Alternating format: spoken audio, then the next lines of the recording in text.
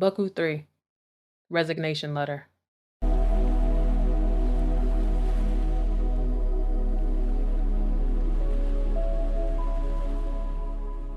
Slowly bring yourself back to your breath. Embrace the calm you feel in this present moment. Take this feeling of gratitude with you. Open your eyes.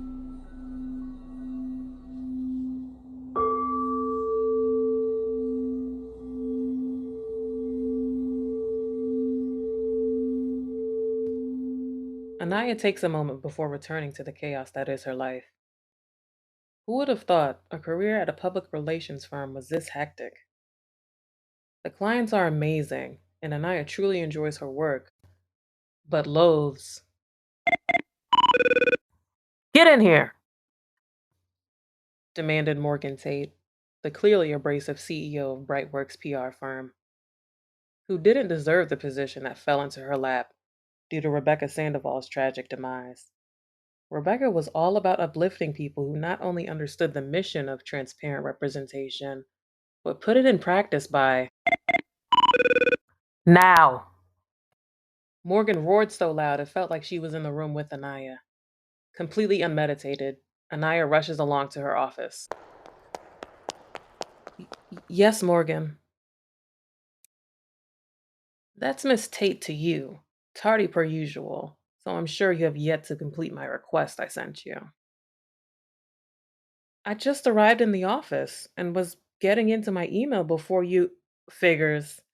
Anyway, I need analytics on our client portfolio, down to our campaigns and their respective social media profiles. Anaya couldn't help but zone out at this moment while Morgan spouted off random tasks. It was in her email, right? The firm represents over 200 clients, the last she remembers.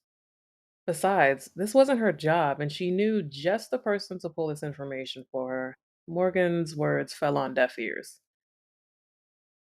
The cold of Morgan's office enveloped Anaya's energy and depleted any semblance of spirit she had on this previously neutral Thursday morning. Where was her secretary to handle these little projects of hers? Morgan's desk was clear of typical office clutter and lacked personality.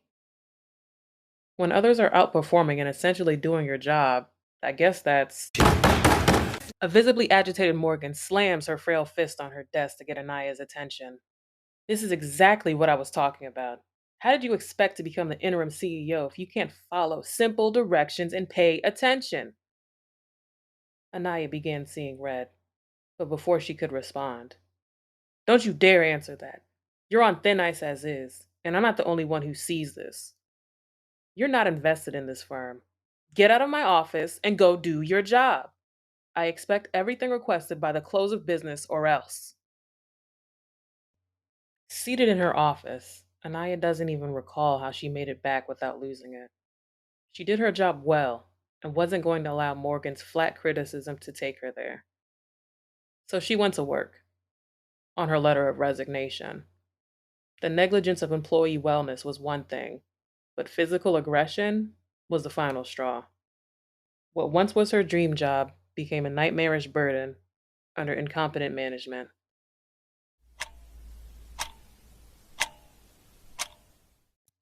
Time was not cooperating at all today. How has it only been 30 minutes? Anaya complains.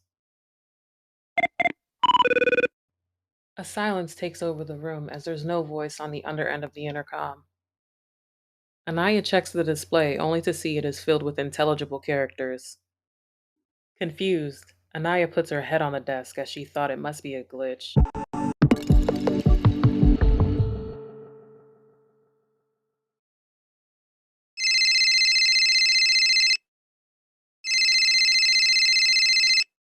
Naya, where are you, Miss Ma'am? You're missing Taquerito Tuesday. Bree, Anaya's best friend, full of margaritas, asks. Yeah, that's because it's Thursday. Girl, what are you talking about? It's Tuesday. I know that job has you running ragged, but not this bad. Tell you what, I'll get you some to go so you don't have to worry about dinner. Thanks. Pulling papers that were stuck to her face off, Anaya quickly checks her phone, then her computer, then the calendar on the wall. It was Tuesday. What's what's going on? There's no way I slept that long. It's not possible. The rest of the office was pitch black, besides Madame Morgan Tate, the tyrant's office. A wobbly Anaya made her way slowly down the desolate hall. The murmur of voices grew louder as she neared Morgan's office. Did you grab her cell phone and laptop? Those have to go ASAP, a cold and calm Morgan says to her secretary. Anaya continues to watch through the glass of Morgan's office door, noticing the pair were conspiring over a body on the floor. The view obscured the identity of the victim as Anaya shifts around the door frame to get a closer look. Failing to catch her bracelet as it hits the floor, Anaya hurriedly attempts to stop it from chiming. Too late. To her surprise, the guilty pair doesn't seem to notice as they continue to conceal the body. The office door swings fully open as Morgan makes her way down the hallway. Before Anaya can find a better hiding spot, Morgan walks right past her. How didn't she see me? Confused, Anaya steps into the office to continue investigating. There was enough tarp covering the entire area to consider it a remodel. Morgan's secretary dragged the lifeless corpse into the closet.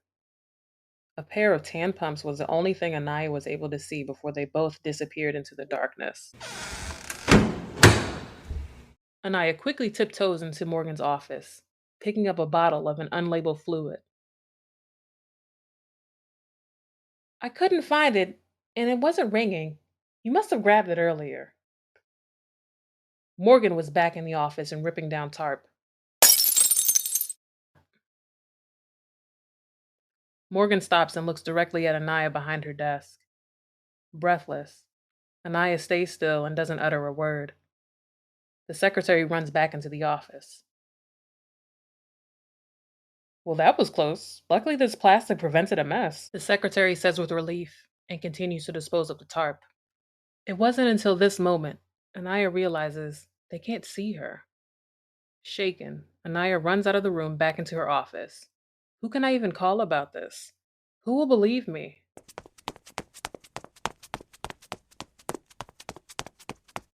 Anaya picks up the office phone, but is met with silence. She tosses the receiver aside, only to find what she thought was her cell phone. A calculator?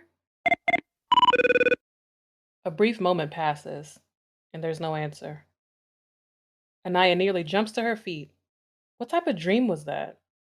In an attempt to collect her thoughts, she makes her way to the window and glances at the vibrant dusk sunset. A text message from Bree reads, "See you tonight for tacos." Before she can reply, there's a knock at her door.